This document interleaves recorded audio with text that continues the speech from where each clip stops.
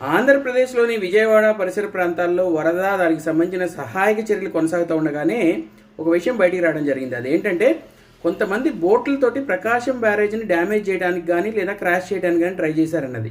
ఇందులో ఎంతవరకు వాస్తవం ఉన్నదన్నది ప్రస్తుతానికైతే నిర్ధారణ కాలేదు, కానీ దానికి సంబంధించిన విచారణ అయితే జరుగుతూ ఉంది.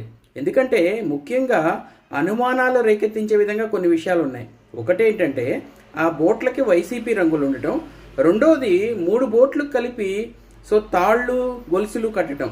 ఎందుకంటే అన్ని గొలుసులు కలిపి కట్టి తీసుకెళ్లాల్సిన అవసరం ఏంటన్నది ఎవరికి అర్థం కావట్లేదు.